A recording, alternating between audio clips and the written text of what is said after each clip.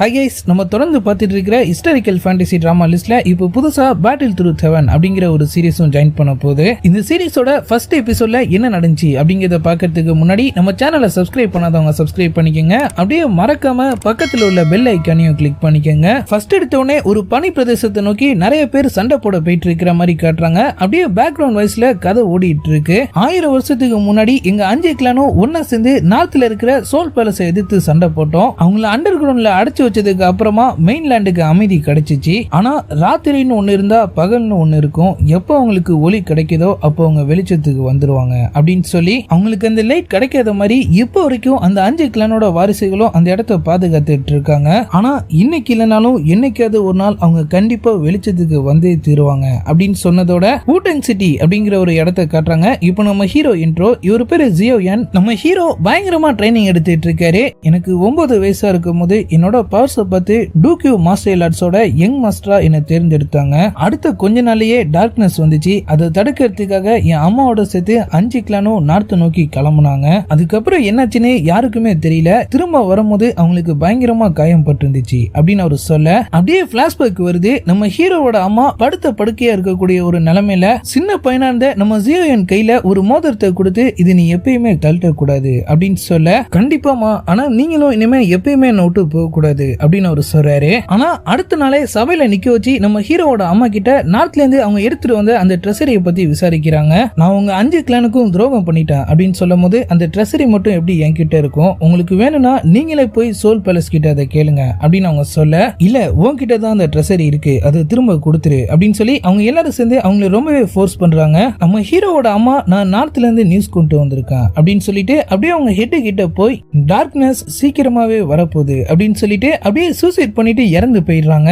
சின்ன பையனா இருந்த நம்ம ஹீரோ அதை பார்த்து அப்படியே கதறி அழுதுட்டு இருக்காரு. இது நடந்து அடுத்த 7 வருஷமா நான் பயங்கரமா ட்ரைனிங் எடுத்துட்டு இருக்கேன். நார்த்ல அன்னைக்கு என்ன நடந்துச்சு அப்படிங்கறத தெரிஞ்சுக்கிறதுக்காகவும் என் அம்மா டெத்ல இருக்கிற மர்மத்தை கண்டுபிடிச்சு அதுக்கு காரணமானவங்கள பழி வாங்கறதுக்காகவும் அப்படின்னு அவர் சொல்ல நம்ம ஹீரோ அவரோட டூக்யூ மார்ஷியல் ஆர்ட் பவரை மெடிடேட் பண்ணி அதிகமாக்க ட்ரை பண்ணிட்டு இருக்கிற மாதிரி காட்டுறாங்க. அவரோட பவர்ஸ் எல்லாம் அவர் கையில இருந்த மோதத்துக்குள்ள போயிட்டு இருக்கிற மாதிரி தெரியுது. இந்த 7 வருஷத்துல நான் எவ்வளவு கஷ்டப்பட்டு ட்ரைனிங் எடுத்தாலும் என் பவர்ஸ் மட்டும் கொஞ்சம் கூட இம்ப்ரூவே ஆகல அப்படின்னு அவர் சொல்ல ஸ்டூடெண்ட்ஸோட மார்ஷியல் பவர்ஸை செக் பண்ணக்கூடிய ஒரு காம்படிஷன் நடந்துட்டு இருக்கு. அங்கிருந்த எல்லாரோட பவர்ஸும் ரொம்பவே அதிகமா இருக்கு. நம்ம ஹீரோ இப்ப அந்த இடத்துக்கு வராரு. ஆனா அவரோட பவர்ஸ் ரொம்பவே பொடித்தனமா இருக்கு. அதை பார்த்து அங்கிருந்த எல்லாருமே அப்படியே சிரிக்க ஆரம்பிச்சிடுறாங்க.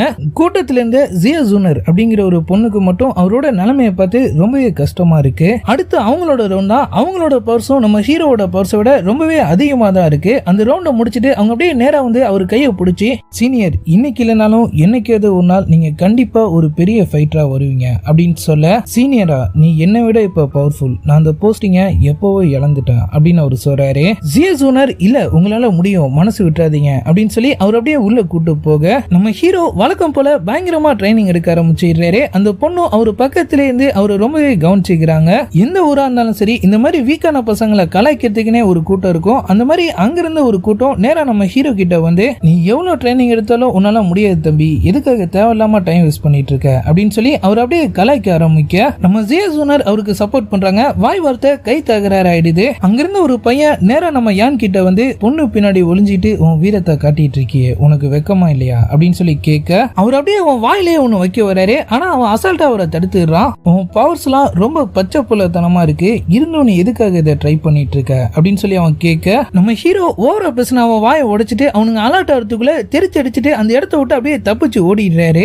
நேரா அவர் வீட்டுக்குள்ள போய் கதவை சாத்திட்டு அங்க வேலை பார்த்துட்டு இருந்த அவரோட அப்பா கிட்ட, எனக்கு டைகர் பவரை யூஸ் பண்ண கத்து கொடுங்க, என்ன புள்ளி பண்ண பசங்க எல்லாம் நான் திரும்ப அடிக்கணும் அப்படின்னு அவர் சொல்ல, உன்னால கத்துக்க முடியாது அப்படின்னு அவர் சொல்றாரு. கத்துக்க முடியாது நீங்க எப்படி சொல்லலாம், அம்மா செத்ததுக்கு அப்புறமா உங்க சீப் பவரை நீங்களே அழிச்சிட்டு வீட்டுல வந்து ஒரு மூலையில உட்காந்துட்டு இருக்கீங்களே, அந்த மாதிரி என்னாலே இருக்க முடியாது, நான் என்னால முடிஞ்சதை ட்ரை பண்ணுவேன் அப்படின்னு அவர் சொல்ல அவர் அப்பா டென்ஷன் ஆகி நம்ம ஹீரோவை முட்டி போட வச்சிடுறாரு. போய் ஸ்டிக் எடுத்துட்டு வா அப்படின்னு அவர் சொல்ல அவர் அப்படியே வேக வேகமா முட்டி போட்டுட்டே படியில ஏறி ஸ்டிக் எடுத்து கொடுக்கிறாரு. ஜியோ ஃபேமிலியோட யங் மாஸ்டரா நீ உன் வார்த்தையில ரொம்பவே கவனமா இருக்கணும் அப்படின்னு சொல்லி அவர் கையிலே ஒண்ணு வச்சுட்டு, இதுக்கு மேல நீயே ஒண்ணு அடிச்சுக்க அப்படின்னு சொல்லி அவருக்கு பனிஷ்மெண்ட் கொடுத்துட்டு அவர் அப்படியே அங்கிருந்து வெளியே போக நம்ம ஹீரோவும் ரொம்பவே ஆத்திரத்தோட அவருக்கு அவரே அப்படியே பனிஷ்மெண்ட் கொடுத்துக்கிறாரு. அடுத்த நாள் அவர் வழக்கம் போல ட்ரைனிங் எடுத்துட்டு இருக்க நம்ம ஜியா ஜூனர் அவருக்கு கம்பெனி கொடுத்துட்டு இருக்காங்க. அப்ப இங்க வந்து ஒருத்தர் யங் மாஸ்டர் உங்களை மாஸ்டர் கூப்பிடுறாரு அப்படின்னு சொல்லி நம்ம ஹீரோவை வீட்டுக்கு கூட்டு போக நம்ம யானோட அப்பா மிஸ்டர் வான் அப்படிங்கிற ஒருத்தவரை நம்ம ஹீரோக்கு இன்ட்ரோடியூஸ் பண்ணி வச்சுட்டு இவர் தான் நம்ம ஃபேமிலி மெடிக்கல் ஷாப்பை ரொம்ப காலமா ரன் பண்ணிட்டு இருக்காரு, நீ ஒரு கூட போய் ஜாயின் பண்ணிட்டு மெடிசன்ஸ் பத்தியும் பிசினஸ் எப்படி ரன் பண்றது அப்படிங்கறத பத்தியும் கத்துக்கோ அப்படின்னு அவர் சொல்ல, ஆனா அப்பா எனக்கு மெடிசன்ல இன்ட்ரெஸ்ட் இல்ல, நான் ஃபைட்டர் ஆகணும் அப்படின்னு அவர் சொல்றாரு.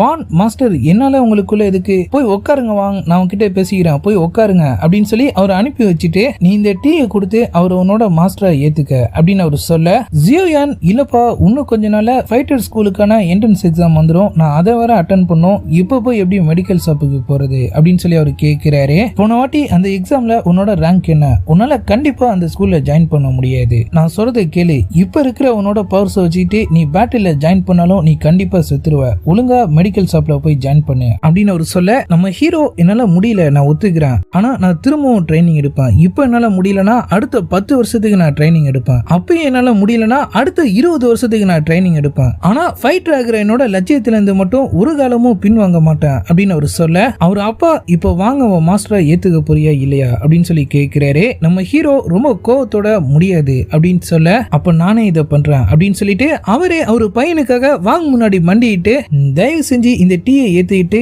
யானை உங்க ஸ்டூடெண்டா சேர்த்துக்கங்க அப்படின்னு அவர் சொல்ல, மாஸ்டர் சொல்லி வானால அதை மறுக்க முடியல, உடனே இந்த டீ எடுத்து குடிச்சிடுறாரு. நம்ம ஹீரோவும் தலையெழுத்தனே இப்போ இந்த மெடிக்கல் ஷாப்புக்கு போற மாதிரி ஆயிடுது.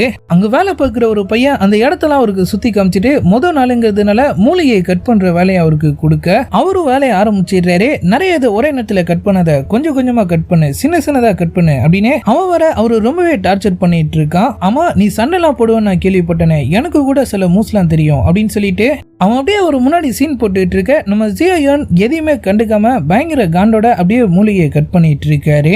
என்ன நான் என்ன பண்ணாலும் கண்டுக்க மாட்டேன், சரி இது எல்லாத்தையும் பொடி பொடியா கட் பண்ணிட்டு வேலை முடிஞ்ச உடனே ஜியோ மன்சனுக்கு கொண்டு போய் இந்த ஹெர்பல்ஸ் எல்லாம் டெலிவரி பண்ணிடு அப்படின்னு அவர் சொல்ல, ஜியோ மன்சனா ஆமா ஃபைட்டர்ஸ்க்கான என்ட்ரன்ஸ் எக்ஸாம் நடக்க போதுல அதான் அவங்க எக்ஸ்ட்ரா ஹெர்பல்ஸ் ஆர்டர் பண்ணிருக்காங்க அப்படின்னு அவன் சொல்ல, நம்ம ஹீரோக்கு பயங்கர காண்டாகுது. அவர் அப்படியே வெளியே போய் கண்ணம்னு கத்த ஆரம்பிச்சிடுறாரு. எவ்வளவு ட்ரைனிங் எடுத்தாலும் நம்மளால ஏன் முடியல அப்படின்னு சொல்லி பயங்கர ஆத்திரத்தோட அங்கிருந்த ஒரு மரத்தை போட்டு கண்ணம்னு குத்திட்டு அவர் அப்படியே அழுதுட்டு இருக்க, தெரியாதனமா அவர் கையில இருந்த மோதிரத்துல அவர் தலைப்பட்டுது. உடனே அவர் அப்படியே அங்கிருந்து காணாம போய் இப்ப வேற ஒரு இடத்துக்கு வந்துடுறாரு.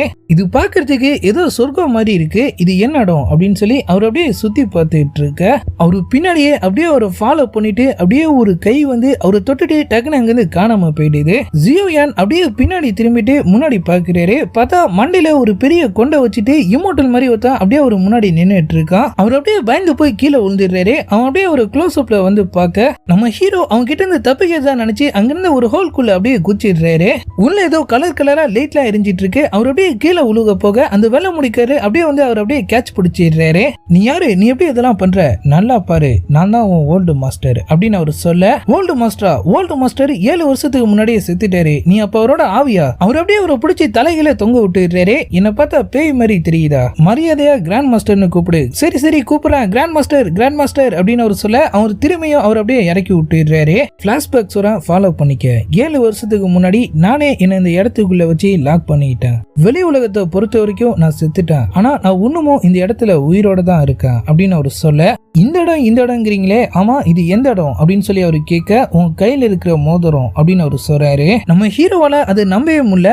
அந்த அட்டாக் நடந்தப்ப உன் அம்மா என்னை காப்பாத்துறதுக்காக அவங்க உயிரையே விட்டுட்டாங்க, வெளியே இருக்கிற முட்டாள் ஜனங்க பவிலியன் ட்ரெஸரிய இன்னமும் தேடிட்டு இருக்கானுங்க, ஆனா அது கெட்டவங்க கையில கிடைக்க கூடாது அப்படிங்கிறதுக்காக நான் உன் அம்மா கிட்ட சொல்லி எல்லா ட்ரெஸரையும் இந்த இடத்துல என்னோட சேர்த்து அடைச்சு வைக்க சொல்லிட்டேன். வெளியே இருந்த என்னோட ஸ்டூடெண்ட்ஸ் எனக்கு பவர் கொடுத்துட்டு இருந்தாங்க, ஒருத்தனை சோல் பேலஸ் கொன்னுட்டு ஒருத்தன் சூசைட் பண்ணிட்டான், அப்பதான் எனக்கு நீ கிடைச்ச, இவ்வளவு காலமா நான் உன் பவர்ஸை எடுத்துதான் உயிர் வாழ்ந்துட்டு இருக்கேன் அப்படின்னு அவர் சொல்ல, நம்ம ஹீரோ அப்பனா டெய்லி நீங்க என் பவர்ஸை உறிஞ்சிட்டு இருக்கீங்க, அதுவும் கடைசி 7 வருஷமா, ஆமா அதுல என்ன சந்தேகம் அப்படின்னு சொல்லி அவரு கேட்க, அவருக்கு அப்படியே கோவம் தலைக்கேறிடுது. கிராண்ட் மாஸ்டர் போட்டு கண்ணம்னு அடிக்க ஆரம்பிச்சிடுறாரு. ஆனா அவர் ஒரு அடி கூட அவர் மேலேயே பல்ல, அவர் அப்படியே மறைஞ்சு மறைஞ்சு போயிடுறாரு. உன்னால நான் வெளியே எவ்வளவு அவமானப்பட்டு இருக்கேன் தெரியுமா, எவ்வளவு கஷ்டப்பட்டு இருக்கேன்னு தெரியுமா, என் அம்மா கூட உன்னை காப்பாத்துறதுக்காக தான் இறந்து போயிருக்காங்கன்னு சொன்னீல, அந்த நேரத்துல கூட நீ இது உள்ள உட்காந்துட்டு அதை வேடிக்கை பார்த்துட்டு இருந்திருக்க, உன்னை நான் சும்மாவே விட மாட்டேன் அப்படின்னு சொல்லி அவர் அப்படியே அவர் கூட சண்டை போட ட்ரை பண்ணிட்டு இருக்க. அந்த கிராண்ட் மாஸ்டர் நம்ம ஹீரோ அப்படியே தடுத்து நிறுத்திடுறாரு.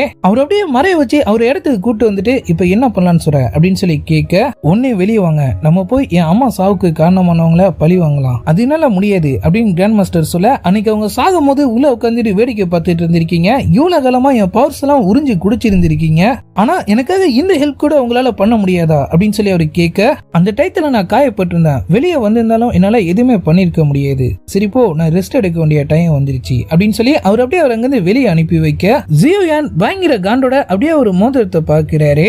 ஹெர்பல் மாஸ்டர், தம்பி ஒன்னும் கவலைப்படாத, உன்னால பெரிய ஃபைட்டர் ஆக முடியலனா என்ன, இங்க இருந்து நீ மெடிசன் கத்துக்கிட்டு அதுல பெரிய ஆளாவு, எல்லாருமே உன்னை மதிப்பாங்க, மெடிசன் தெரியலையா பிசினஸ் கத்துக்க, ஒரு நாள் நீ இந்த இடத்துக்கே ஒரு மேனேஜரா கூட வரலாம், அப்ப கூட உன்னை எல்லாரும் மதிப்பாங்க, அதனால கவலைப்படாம இரு அப்படின்னு சொல்லி அவருக்கு தைரியம் சொல்லிட்டு மெடிக்கல் ஷாப்பையும் பார்த்துக்க சொல்லிட்டு அவர் அப்படியே வீட்டுக்கு கிளம்ப, அடுத்த நாள் காலைல அவரு திரும்ப வரும்போது நம்ம ஹீரோ ஒரு பெரிய ஜாடியை கட்டி பிடிச்சிட்டு அப்படியே கொரட்டை விட்டு தூங்கிட்டு இருக்காரு. சைட்ல அவரு ரெடி பண்ணி வச்சிருந்த ஒயின் பாட்டில் எல்லாமே இப்ப காலியா இருக்கு. மாஸ்டர் பயங்கர கோவத்தோட அவர் எழுப்பி இங்க வச்சிட்டு போன ஒயின்லாம் எங்கடா போச்சு அப்படின்னு சொல்லி கேட்க, நம்ம ஹீரோக்கு ஒண்ணுமே புரியல. அவர் அப்படியே முழிக்கிறாரு. கட்டி வச்சு பட்டெக்ஸோ பழுக்க வைக்க ஆரம்பிச்சிடுறாங்க. உண்மையை சொல்லு, ஒயின்லாம் எங்க போச்சு, எனக்கு தெரியாது அப்படின்னு சொல்லி அவர் அப்படியே வழியில துடிச்சிட்டு இருக்க, அந்த மோதிரத்து மேல அவருக்கு லைட்டா சந்தேகமா இருக்கு. வான் யங் மாஸ்டருக்கு கொழுப்பு அதிகமா இருக்குன்னு நினைக்கிறேன், அதான் இவ்வளவு வாங்கி உண்மையை ஒத்துக்க மாட்டாரு அப்படின்னு சொல்லி அந்த ஸ்டிக்கை வாங்கி அவரு பங்குக்கு ஒரு 4 சாத்த வேட்டு முடிஞ்சதுக்கு அப்புறமா நம்ம ஹீரோ இப்ப திரும்பவும் அந்த ரிங் குள்ள போறாரு. அவரு நினைச்ச மாதிரியே காணாம போன ஒயின்லாம் அங்கதான் இருக்கு. கிராண்ட் மாஸ்டர் நல்ல மூக்கு முட்டை குடிச்சிட்டு கோந்தடிச்சு தூங்கிட்டு இருக்க, நம்ம ஹீரோ அவர்கிட்ட பிரச்சனை பண்ணாம அவரு பட்டுக்கும் அப்படியே ட்ரைனிங் எடுக்க ஆரம்பிச்சிடுறாரு. கிராண்ட் மாஸ்டர் லைட்டா முடிச்சு பார்த்துட்டு அப்படியே ஒயினை குடிக்கிற மாதிரி போயிட்டு அவரு பார்த்த உடனே திரும்பவும் அப்படியே படுத்துக்க, என்னோட இந்த டெக்னிக்கை இம்ப்ரூவ் பண்ண ஏதாவது டிப்ஸ் இருந்தா கொடுங்க அப்படின்னு அவரு சொல்றாரு. நான் அதுக்காக சொல்லும், உனக்கு வேணுங்கிறத நீயே கத்துக்க அப்படின்னு அவரு சொல்ல, என் அம்மா தான் எனக்கு இதை கத்து கொடுத்தாங்க, என் அம்மாக்கு நீங்க கத்து கொடுத்தீங்க, நான் ஏதாவது தப்பு பண்ணா அப்ப நீங்க தானே தப்பா கத்து கொடுத்ததா அர்த்தம், அதுவும் இல்லாம நீங்க எவ்வளவு பெரிய கிராண்ட் மாஸ்டர், எவ்வளவு பெரிய ஆளு, நீங்க போய் ஓசில ஒயின் வாங்கி குடிப்பீங்களா, அதுக்கு பதிலா எனக்கு ஏதாவது பண்ணல அப்படின்னு அவரு சொல்ல, அவரு முடியவே முடியாதுன்னு சொல்லிடுறாரு. இவ்வளவு காலமா என் எனர்ஜி எல்லாம் உறிஞ்சி குடிச்சில, என் அம்மா செத்தப்ப கூட நீ வரல, பழி வாங்க கூட்டத்துக்கும் வரமாட்டேன்னு சொல்லிட்டேன், ஆனா நான் கண்டிப்பா அவங்களுக்காக பழி வாங்கியே தீருவேன், உன்னால முடிஞ்ச ஹெல்ப் எனக்கு பண்ணு, அப்பதான் என்னோட எனர்ஜியை உறிஞ்சி இன்னும் ரொம்ப காலத்துக்கு உன்னால வாழ முடியும், முதல் உனக்கு ஏதாவது தெரியுமா இல்ல தூங்கி தூங்கி எல்லாத்தையுமே மறந்துட்டியா அப்படின்னு சொல்லி அவரு கேட்க, கிராண்ட் மாஸ்டரோட ஈகோ டச் ஆயிடுது. உடனே அவர் அப்படியே பாஞ்சு வந்து அவரோட மார்ஷல் ஆர்ட் டெக்னிக்கை நம்ம ஹீரோ முன்னாடி பண்ணி காட்டுறாரு. அது ஃபுல் அண்ட் ஃபுல் பவர்ஃபுல்லாவே இருக்கு. நம்ம ஜியோயான் அதை அப்படியே ஆச்சரியமா பார்த்துட்டு இருக்க, மூவ்ஸ் எல்லாம் கம்ப்ளீட் பண்ணிட்டு, இது காட் ஆஃப் ஃபைட்டோட ஃபைட்டிங் டெக்னிக், இது பார்க்கிறதுக்கு சிம்பிளா தெரிஞ்சாலும் ஒரு மூவ்ஸ்லயும் நம்ம குய் எனர்ஜியை யூஸ் பண்ணுவோம், இதை கத்துக்கிட்டீங்கன்னா நீ பெரிய ஆளாயிடலாம் அப்படின்னு அவர் சொல்ல, நம்ம ஹீரோ இல்ல இது என்னால கத்துக்க முடியாது அப்படின்னு சொல்றாரு. கிராண்ட் மாஸ்டர் அவர் மூஞ்சிலேயே தண்ணி எலி ஊத்தி அப்ப வெளியே போ அப்படின்னு சொல்ல, 7 வருஷமா நீங்க எனர்ஜியை உறிஞ்சி குடிச்சிருந்திருக்கீங்க, அது மட்டும் என்கிட்ட இருந்திருந்தா இந்நேரம் நானே பெரிய ஆளா இருந்திருப்பேன், எனக்கு ஹெல்ப் பண்ணுமா வேணாமாங்கிறத இனிமே நீங்களே முடிவு பண்ணிக்கங்க அப்படின்னு சொல்லி அவர் கையில இருந்த மோதிரத்தை கழட்டி கிராண்ட் மாஸ்டர் கையில கொடுத்துட்டு அவர் அப்படியே அங்கிருந்து கிளம்ப, ஒரு நிமிஷம் இரு அப்படின்னு சொல்லிட்டு அவர் அப்படியே ஒரு சட்டைக்குள்ள கை விட்டு ஒரு ஓலைச்சுவடி மாதிரி ஏதோ ஒன்னு எடுத்து அப்படியே நம்ம ஹீரோ கையில தராரு. இதுல பவிலியனோட 36 சீக்ரெட் ஹெர்பல் ஃபார்முலா இருக்கு, இது மட்டும் நீ தெரிஞ்சுக்கிட்டீங்கன்னா மெடிக்கல் ஃபீல்ட்ல நீ பெரிய ஆளா இல்ல, உன்னை எல்லாருமே மதிப்பாங்க, உன்னை பார்த்து எல்லாருமே பயப்படுவாங்க, எப்படி சூப்பர்ல அப்படின்னு அவர் சொல்ல, நம்ம ஹீரோ அதை வாங்கி பாக்கெட்ல வச்சுக்கிட்டு நான் கண்டிப்பா மெடிக்கல்ல பெரிய ஆளா வருவேன், அதே நேரத்துல ஃபைட்டராவும் ஆவேன் அப்படின்னு அவர் சொல்றாரு. அட யாரா அப்படின்னு சொல்லிட்டு அவரு திரும்ப ஒரு சட்டைக்குள்ள கைவிட்டு, அப்ப இத பாரு, ஜைமா எம்பரர் 300 வருஷத்துக்கு ஒரு தடவை தரக்கூடிய கோல்டன் மாடல், இதை வச்சுட்டு நீ அவங்க இடத்துக்கு போனீங்கன்னா உனக்கு தேவைப்படுற பேர் புகழ் பணம்னு எல்லாமே கிடைக்கும், இதை வச்சுட்டு ஜாலியாயிரு அப்படின்னு அவர் சொல்ல, நீ ஒரு ஏமாத்துக்கார கிராண்ட் மாஸ்டர் அப்படின்னு சொல்லிட்டு அவர் அப்படியே அங்கிருந்து கிளம்பிடுறாரு. நீ ரொம்ப பேசுற, நீ தான் என்ன பேச வச்ச அப்படின்னு சொல்லிட்டு போனவரு திரும்ப வந்து அவர் கையில இருந்த மோதிரத்தையும் வாங்கிக்கிட்டு, என்ன நடந்தாலும் சரி இந்த மோதிரத்தை நான் தான் பாத்துக்கணும்னு என் அம்மா சொல்லியிருக்காங்க, நீ எனர்ஜியை உரி குடி கூத்தடி என்ன வேணாலும் பண்ணு, என் தலையெழுத்தே நான் அது எல்லாத்தையும் பொறுத்துக்கிறேன் அப்படின்னு சொல்லிட்டு அவர் அப்படியே அங்கிருந்து கிளம்ப, கிராண்ட் மாஸ்டர் நீ என்னடா ரொம்ப பேசிட்டு இருக்க, நான் ஒன்னும் அந்த மாதிரி எல்லாம் கிடையாது தெரியுமா அப்படின்னு சொல்லி அப்படியே கத்திட்டு இருக்காரு. நம்ம ஜியோயானா அவர் அப்பாவோட ஆளு வந்து அவரை திரும்பவும் வீட்டுக்கு கூட்டு போக, அவரோட அப்பா அவருக்கு கல்யாண வயசு வந்துட்டதாகவும் சில கிஃப்ட்ஸ் எல்லாம் வாங்கிட்டு நலன் கிளான சேர்ந்த என்றன போய் அவரை பார்த்துட்டு வர சொல்லி சொல்றாரு. அது வந்துப்பா இப்ப இருக்கிற நிலைமையில அதெல்லாம் ஒண்ணும் பேசாத, இது உன் தாத்தாவும் என்றனோட தாத்தாவும் எடுத்த முடிவு, இப்ப அதுக்கான டைம்